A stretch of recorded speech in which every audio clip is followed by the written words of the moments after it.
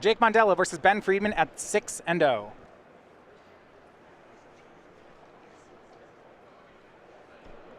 And sleeves today. Ben definitely mixing it up. We start out with Jake Mondello. On the play with Affinity, he starts out with 4 artifacts and the ever so important turn 1 Steel Overseer. This can be very scary. Yeah, the Dark Steel Citadel enabling the Mox Opal. That turn 1 Overseer is well above average. Ben will respond with a turn 1 Noble Hierarch, and the sparks fly immediately here in this modern matchup. And Jake's going to start going to work with his Steel Overseer. He plays Signal Pest, Vault Scourge. Inkmoth Nexus turns itself into a 1/1. Steel Overseer taps to put 5 1/1 counters on Jake's permanents.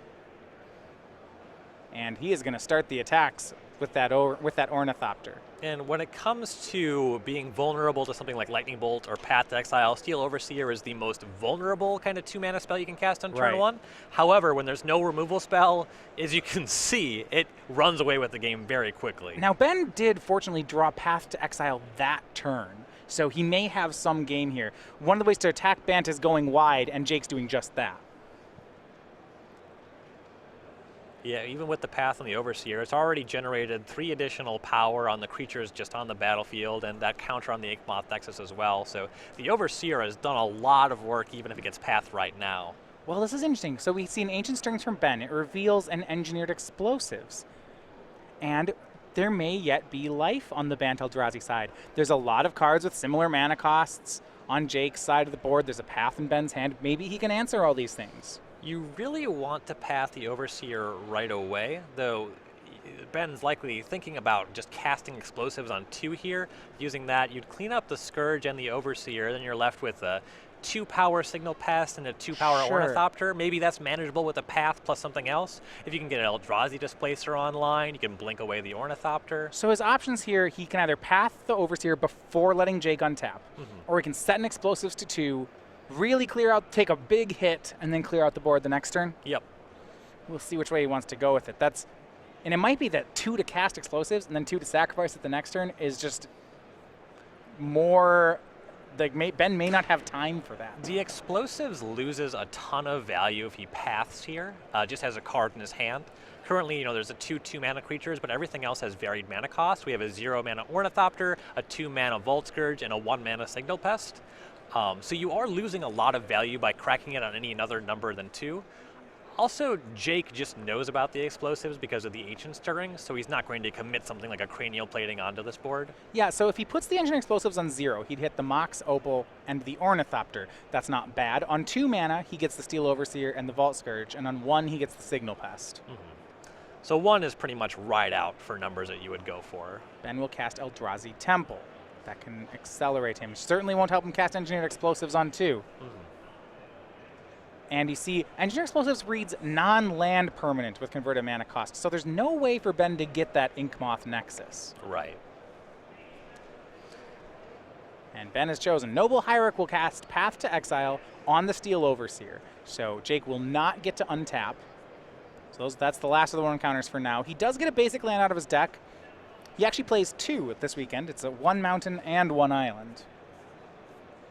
Generally, there's actually the splash color for Affinity. Can be a lot of different things. Mountain generally means Galvanic Blast. Yep. Then island means Thoughtcast or Master of Ethereum. Often both. The island actually in Jake's hand. So he activates the Inkmoth Nexus, swings, Battle Cry happens. So there's going to be some damage. It'll be 2 damage off the Ornithopter, 3 off the Vault Scourge, 1 off the Signal Pest for 6, and we'll put 3 poison on as well.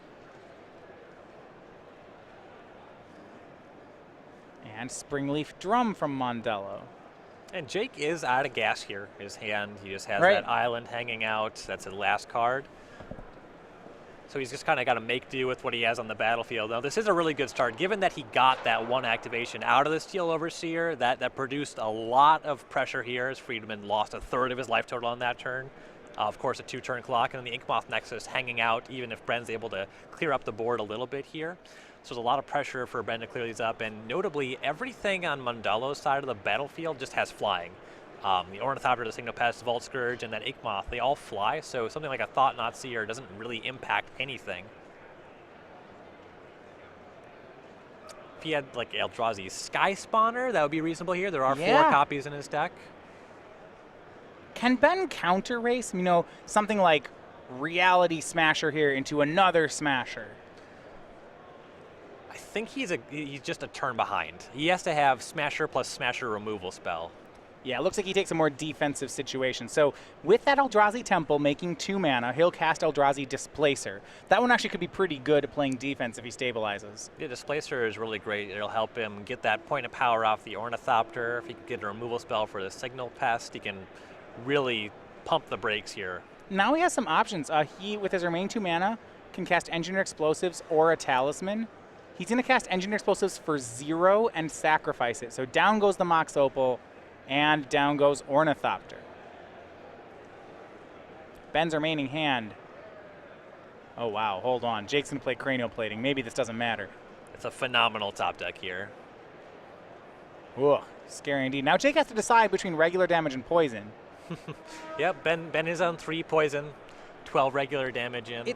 It's probably regular damage. In the face of Eldrazi Displacer, it's going to be really hard to connect with Inkmoth Nexus too many times. I guess you have to wonder, is Ben dead? Hold on. Yeah. So he's going to go, yeah, and I think he is. He's going to equip Cranial Plating to Inkmoth Nexus and swing with Pest and Inkmoth. So Inkmoth's a 2/2. We'll pump it up to 3, 4, 5, 6, 7, 8, 9, Battle Cry 10. Yeah, that's just the full poison combo. And game 1 goes to Jake Mondello. A little eye roll from Friedman there. How about that Cranial Plating card? Gee. It's pretty powerful. Still pretty good. So game 1 goes over to the robots. We will look at some sideboards then. Ben Friedman, Bant Eldrazi. He's got 2 Worships, 2 Natural States, 4 copies of Rest in Peace, 2 Grafdigger's Cage. I wonder if he had Dredge on the mind a bit when building this sideboard. Yeah, you have to imagine. 2 Stubborn Denial, Disdainful Stroke, and 2 copies of Blessed Alliance. Biggest pickup here is the 2 Natural State to deal with any of those permanents, say, Cranial Plating. Worship, I think, is a little bit slow for dealing with Affinity. I probably wouldn't be touching that. Maybe on the play, definitely not on the draw. Stubborn Denial is fine. You can slow down Cranial Plating. Not in love with it. Blessed Alliance is a little bit slow against Affinity specifically for a beatdown deck, though it is a reasonable option. Worship, and you said we're liking it? I think it's a little slow. You don't think you can cast it in time? No, I don't really think so. Whew, that's a statement. I mean, if he lands, if he lands when it's fine, right? He has Noble Hierarchs. I think that the games where he's able to worship on time are the games that he's winning without worship. Maybe. All right, I see your point. Yeah. We're going to look at Jake Mondello's side. He's got 3 Spell Pierce, a Grafdigger's Cage, 2 Dismember, 2 Ancient Grudge, 2 Ravenous Trap, 2 Etched Champion, and 3 Girapur Aether Grids. So the Dismembers are slam dunks. They just kill basically anything that Friedman's up to. I like those a good amount. Sometimes you'll see Girapur Aether Grid coming in when you expect Stony Silence. We know that Friedman does not have them. It's not clear if Mondello knows that or not. So you might see those come in. They're not going to be particularly good. That much we know. Etched Champion is pretty bad against colorless creatures, so that one likely going to be hanging out on the sideboard. Okay, so it is game night somewhere, and we have that over at StarCityGames.com. We are just starting the new set of pins and tokens. So for the month of December, we will be giving away the Fintuition pin and token. That's just for playing in the week events you'd normally play at during the week. So these are given away for prizes for weekday tournaments all around the country. Now, next month, love this one, we're going to be giving away the Squeaky Cheeky Acorn Breaker pin and token.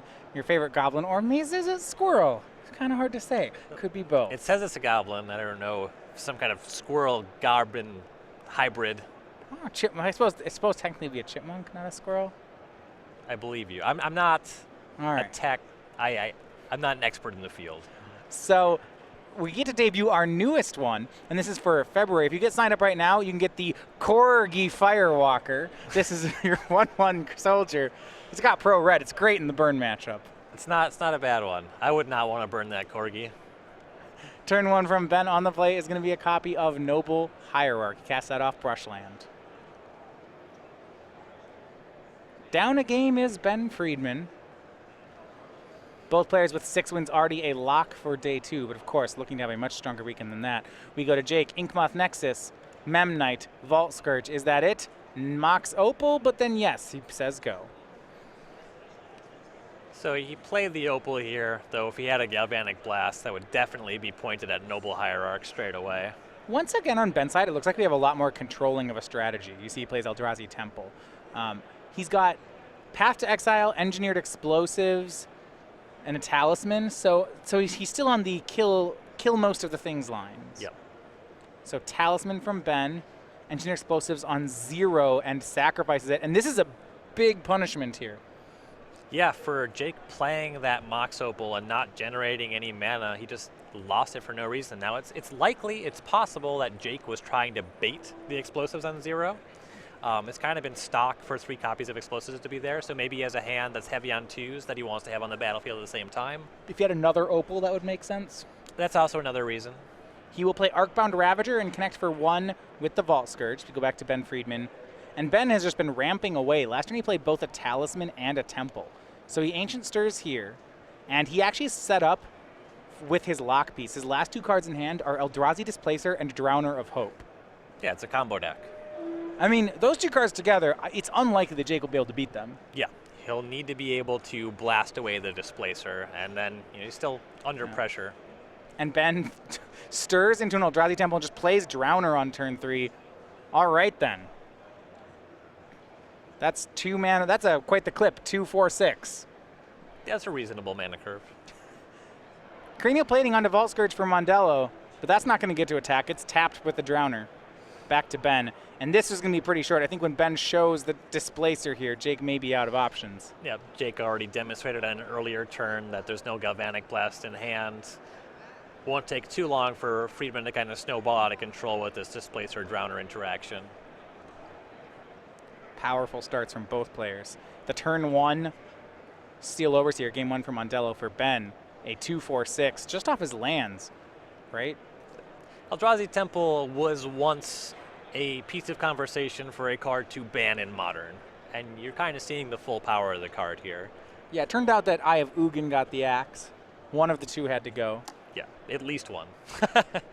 Yeah, Bant Eldrazi is actually in a really nice place for Modern. It's good, it's top tier, it's not really oppressive. Yeah, you have some games like this, though this is not the average game. This game would look different had the Hierarch died. Sure. Not tremendously different the way this shook out. Jake's not really up to a lot. So what do we see from Ben? It's going to be... We'll just have to find out. He's got to make sure... It's not just a complete lock, right? Just got to be careful here. Affinity is a very tricky opponent. So it looks like Engineered Explosives on 2 and sacrificed for Ben. So that gets rid of just about everything on Mondello's side. The Scourge, the Plating, and the Ravager. Then Ben plays a Displacer. And this Displacer Drowner on an empty board with 6 mana. I don't know. Jake's going to play his last 2 cards. It's another Ravager and another Plating. There's a lot of boards where this is a pretty threatening way for Mondello to recover, though with Friedman already controlling Displacer Drowner. Pretty academic to close the game from here. Right, so Ben can either use the Displacer to blink the Drowner every turn and get net 4 Scions, or he can just simply remove Jake's attackers. Yep. Here's a swing for 8 from Ben. Jake will take. Goes down to 6. And on to game 3. A quick one there in the favor of the Bant Eldrazi. And the other thing about that no Galvanic Blast element to that game was Jake was also off of red mana the entire game after his Opal succumbed to the Engineered Explosives. And Jake's draw was actually pretty good there. Yeah, it was a powerful draw. This is actually, we saw Engineered Explosives be more than good enough there. In the games where you can actually relevantly activate it for 0, it's very powerful. It was 2 mana for a 2-for-1 there. Killed a mana source and a creature that could have been relevant. Mondello had a lot left in the tank, but it was all 2 mana. And when he was casting his spells that cost 2 mana, which is the top of the curve for Affinity, and Friedman just has all its lands that tap for 2 mana on their own, was just casting bigger spells. It's really easy to understand how Friedman just pulled further and further ahead as the game progressed there. All right, so we're going to go back. Didn't see too much sideboarding there, really, from either player. Not many chances to see too much either. They're going to get ready for Game 3. We're going to take a second to tell you about the newsletter we have over at StarCityGames.com. So this will get you the latest on all the SCG Tour events. You get a link to the match of the week. You get an exclusive cardboard crack comic, which is pretty popular. You also get some strategic advice from some of SCG's best writers, or commentators, as it were, I believe. Yeah, I was writing the newsletter for November. The piece for this week was written by yours truly. I wrote about the 10 best modern decks for this format. The match we're watching was 2 of the decks. How many of them are Grixis? Well, that's 1 or 2. something you is should it Grixis Control and Delver? Subscribe to the newsletter and Grixis you would know. Goryo, Grixis. The top 10 best Grixis decks in Modern. All right. Affinity might make that list. There's some cranial plate activations. For Ben Friedman at 6-0, now he's taken a game. From Baltimore, Maryland, just 23 years old. You sometimes forget that with how long he's been winning tournaments. He's got 9 open top 8s, including a win. And for someone who we don't see on the tour very much, his 4 invitational top 8s is unheard of. Yeah. Very impressive resume when it comes to invitationals.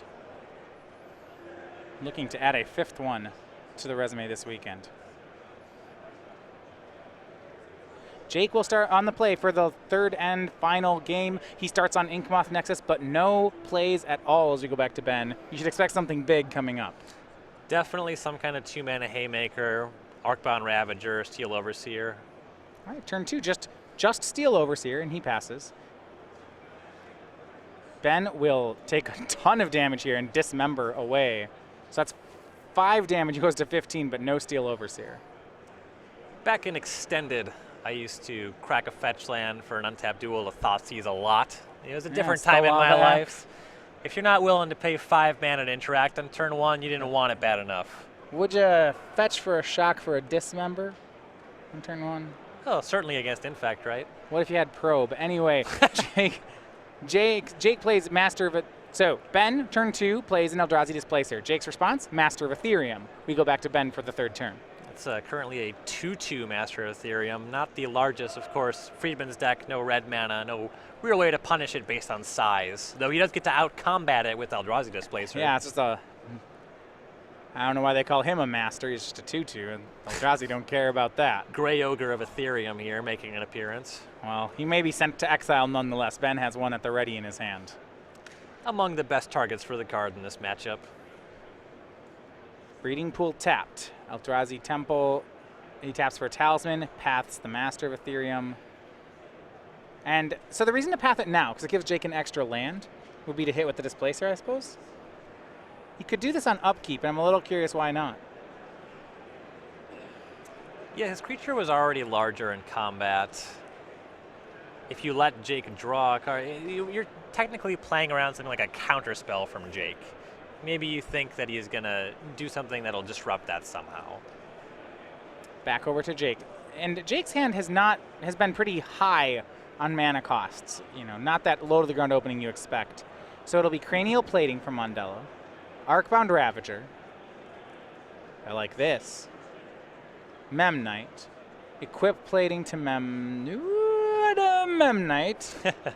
And a pass. 1 card left in Jake's hand. It is the basic mountain in his deck. He's got 2 copies of Inkmoth Nexus, though. Don't want to forget about that. Ben will go back to Ben Friedman's turn, though. He'll cast Ancient Stirrings. He's got some good options. Eldrazi Temple and Engineered Explosives. Mighty good spot for an Explosives if he has another untapped land. Well, he's just got to stay alive here as he takes Eldrazi Temple, because I believe he has Drowner of Hope in his hand, and now on the battlefield, he's got the Drowner Displacer interaction set up with 6 mana again. Mighty good spot for the biggest creature in the matchup. Signal Pest the draw from Jake. That is not going to help.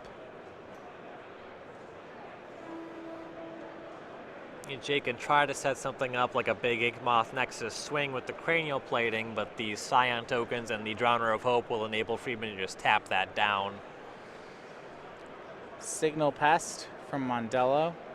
Yeah, there's really no way out to this for him without killing that Drowner, right? But I don't know. That this 2-piece lock of Displacer plus Drowner is pretty good against Affinity. Yeah.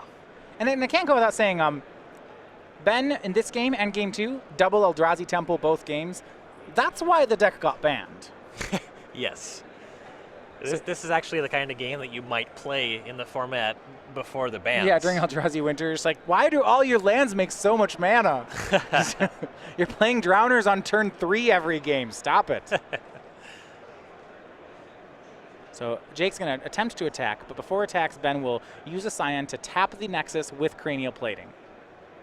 He still has one more Scion left. He may let this attack go through. Unless he's got a count, does he die if he lets it go through? Well, I don't think so. Yeah, you're just going to do a quick Arcbound Ravager count. Looks like see. there's 4, 5, 7 6. artifacts. Yeah. Yeah, it wouldn't be enough to kill him outright. He'll be untapping with Displacer mana. No double black to throw the Cranial Plating onto the Nexus. Yep. The Scion token is somewhat expendable, considering he's going to be able to untap and make 4 every turn. Ben decides it's okay to take 1 point of poison. Now we go back to his turn, where he sits in his hand with another Drowner and a Sky Spawner and an Ancient Stirrings. I think he's got the tools to take down this game. Yeah, it shouldn't be too difficult from here. It's not even clear that casting spells is better than what he has on the table. Yeah, a Sky Spawner might not be so bad. Yeah, I Sky could get behind Spawner that. plus activation. Yeah, get a flying blocker on the table in case something weird happens. Yeah, let's trade away some things. But you're right. I mean, just double active. So if Ben wanted to play the board and not use his cards in his hand, it would be he would activate the Displacer on his Drowner once, maybe tap something, leave up 3 mana in case something goes wrong, and then on end step do it again, and just maybe do that until he has an army of 11 Scions, call it a day. Yeah, the Inkmoth Nexus and the Signal Pest are only flying creatures. Once that's true, when you have Scions and Drowner and Eldrazi Displacer, you can just block with the Scions. You don't even have to tap anything. So this is nice. Ben's going to cast a second Drowner in his hand. And you see he's actually leaving, he's not going to cast his Stirrings, and this is pretty smart. I think what he's wanting to do is leave up a Scion to tap with, and then 3 mana for a Displacer, just in case. Yep. Also, there's nothing that he would want to find with Stirrings. Maybe something happens where another temple. Maybe something happens where he wants to actually actively find another engineered explosives. Sure. Yeah, his cards in hand and on board are great. He hits Jake down to 12 that turn. We go back to Mondello. Things are looking grim for him now. It's a tough spot for him to be in because this is one of the matchups he wants. I talked in the pregame show about Affinity, and I kind of talked pretty negatively about it, saying I'm not sure where your good matchups are anymore. This is it, and I don't think it has that many good ones left. And for Jake, it's rough that he finds one of the good matchups, and it looks like he's going to lose it. And Ben's been able to produce tools that are just brutal. Not only does he have Eldrazi Temple to kind of cheat on mana to keep pace with the fast mana of something like Mox Opal, which Mondello didn't really even have, but then Friedman also just been able to leverage engineered explosives very effectively. So while maybe in terms of actual proactive strategy, Mondello's looking for a matchup like this, he's not really happy to play against engineered explosives. Yeah, I mean, nobody really wants to play against. When the banned Eldrazi deck has enough temples, no one really wants to play against it. It's phenomenal. Yeah. That's why it's still able to be a deck in Modern, despite playing pretty honest Magic. Because the way it cheats on mana, when it works, it's very effective. See, another Ravager for Jake. That was his draw. He's facing down a board of 3 Scions with 2 Drowners. He's not going to get any better. And Friedman knows he doesn't have to worry about his Displacer dying, anything like that. Just has to play this turn in a way where he gets to untap. Well, what's great here is Ben has left up the 1 mana to tap an attacker and then 3 for the Displacer. And the Displacer is particularly important because what Jake could try to do is swing everything, Ben blocks, and Jake finds the 1 unblocked creature, sacrifices all his artifacts, puts a bunch of counters on it, and if he does, Ben will displace it. Yep. He also has the ability to just tap down anything with flying, Inkmoth Nexus, Signal Pest with Scions, and just block with that 3rd Scion, the Drowner, the Displacer. Yeah. Jake will activate Inkmoth Nexus. He goes to attacks. Will Ben tap? Probably not, actually. Yeah, having the displacer activation, that changes the equation somewhat. He's going to sacrifice a Scion to tap Signal Pest, then tap Inkmoth Nexus. Jake may use this to activate another Inkmoth. And if he does, Ben will have to tap it. And that's what he'll do.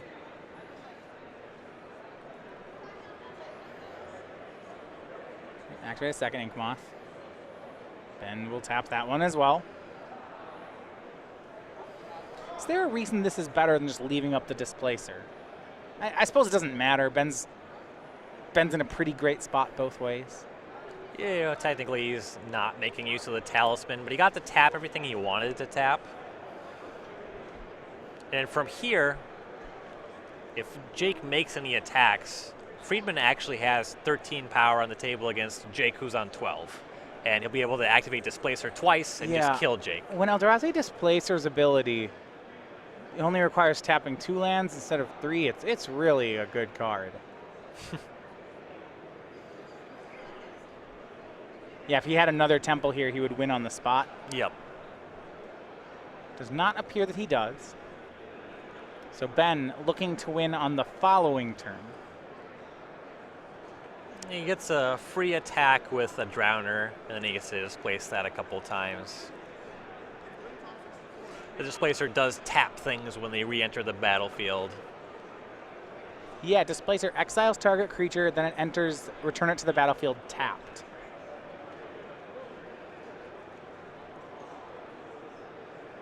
Quite the card, really. It's not a bad one. Windswept Heath, the draw from Ben Friedman. So he has Sky Spawner, Stirrings, and Heath. He's going to go ahead and sacrifice the Windswept Heath.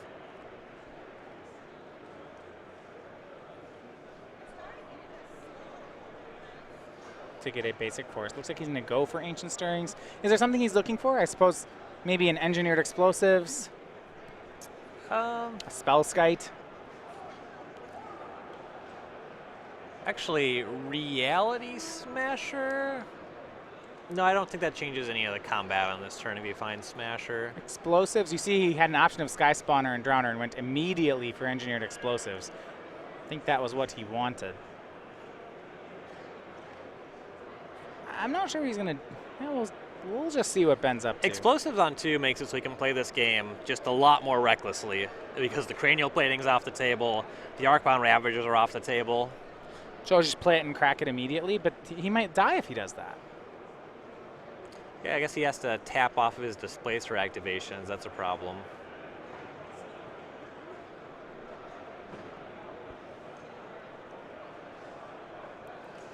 He's going to start by displacing...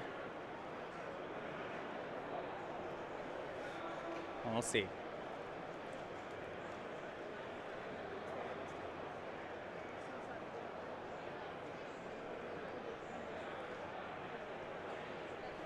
Trying to find the way to victory here is Ben Friedman. Last 2 cards are Eldrazi Sky Spawner and Engineered Explosives.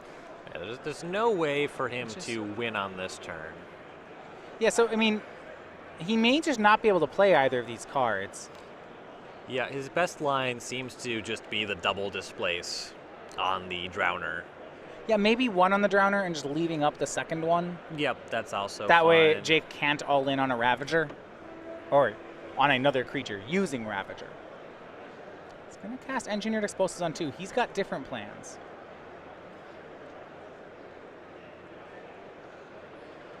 This is interesting. I don't know where Ben goes with this.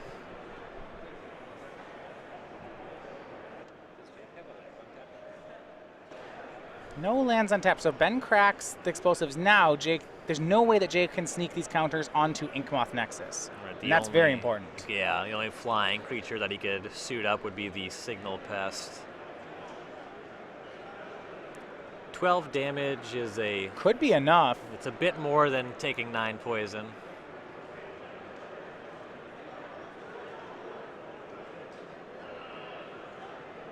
Okay, so here's a neat play. He's going to displace one of his Drowners. He uses, this is great. It makes 2 Scions. One of the Scions is used to sacrifice the explosives to get everything on 2. Ben then has another Scion up left over to tap whatever it is that Jake ends up putting these counters on.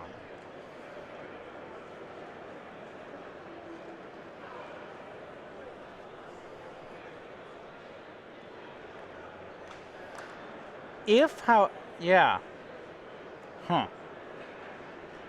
however, Ryan, if Jake draws another Ravager, though, he wins here, I think.